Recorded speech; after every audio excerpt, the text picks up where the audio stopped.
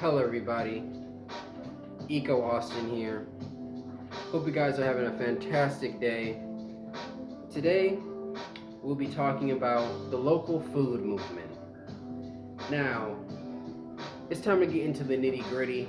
I feel like been way too political on this, way too grammatically correct. I need to invoke how I feel about certain subjects, about what I really care about. So, local food. Let's have the definition.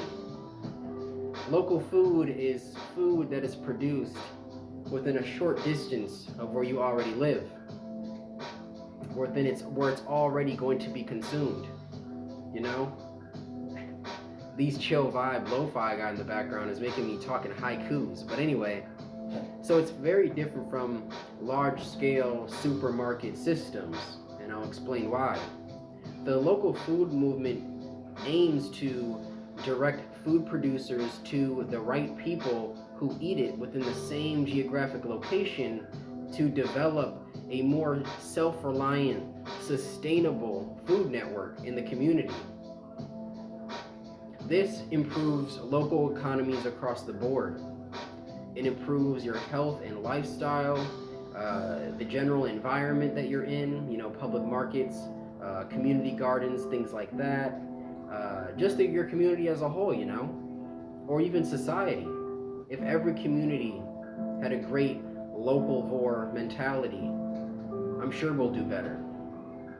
This promotes organic farming, and who wouldn't want to eat healthier if you had the choice? I know plenty of people don't care, but it's what needs to be done. You know, it is an alternative to the global food model, which travels long distances in order to get to us, meaning they have to use all these horrible preserves to make it last the whole entire journey. So who knows what they're doing in order to keep it as fresh as possible? And trust me, they're not just being nice to it. They're adding chemicals that they made in a lab. Now, historically, we can trace it back as far as 1933, almost 100 years ago, with the Agricultural Adjustment Act.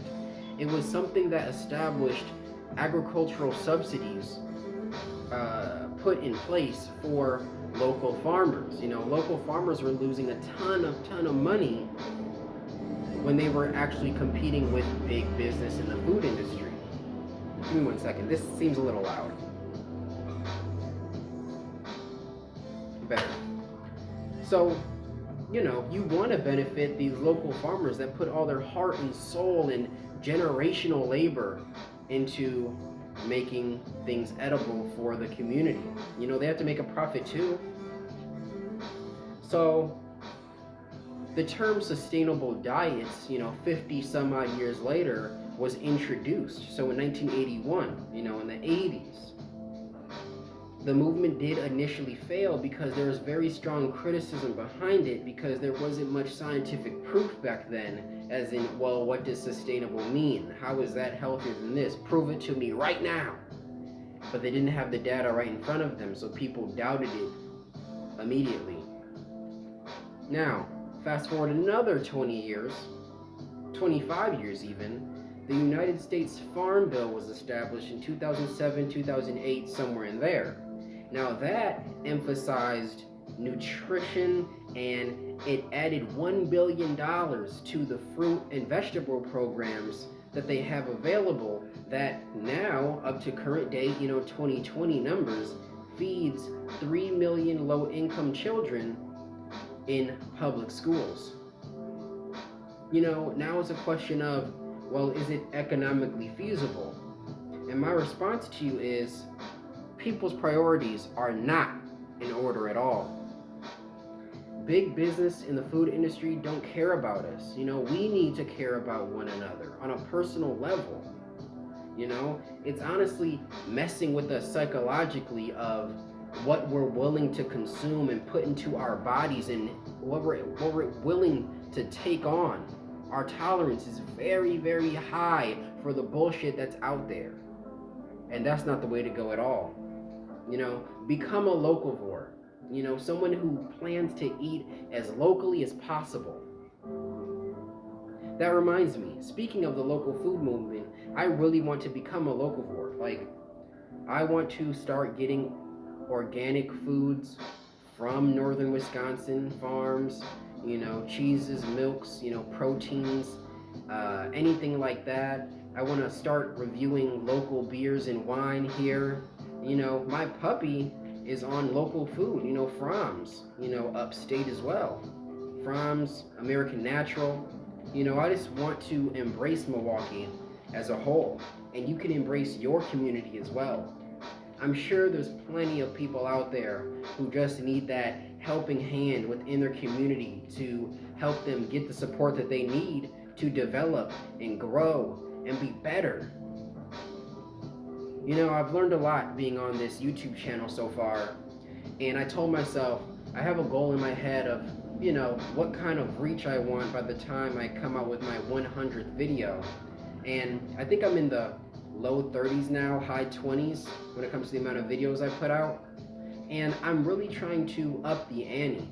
I want to have an influence not just on local stuff like I'm talking about right now, but I want to actually be, the one that when I move, people look at. When they think of Milwaukee, they associate me with Milwaukee, and because of that, they see Milwaukee in a brighter light because they see me in a brighter light. It's just something that's been on my mind. I want to call Milwaukee home. I want to let people know how great it is. I want you guys to embrace wherever you live as well. It doesn't have to be the exact town that you were born and raised in, but wherever you're living, really appreciate, the people's effort that are trying their hardest to make that city prosper. Don't focus on the negativity. Try to spread positivity. This local food movement, it's all about togetherness, helping out the neighbor.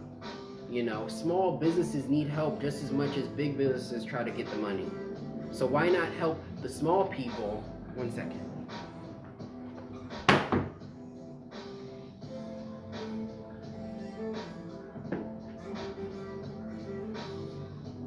Sorry about that. My puppy's acting up. Sit.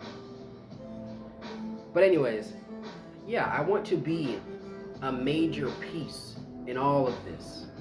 I want to be the king of the chessboard. I'm not saying things to be corny or cheesy. This is honestly how I truly feel. I'm trying to get this channel to explode so I can use the influence for the good. I'm trying to use the superpowers for the good. So, hope you guys enjoyed.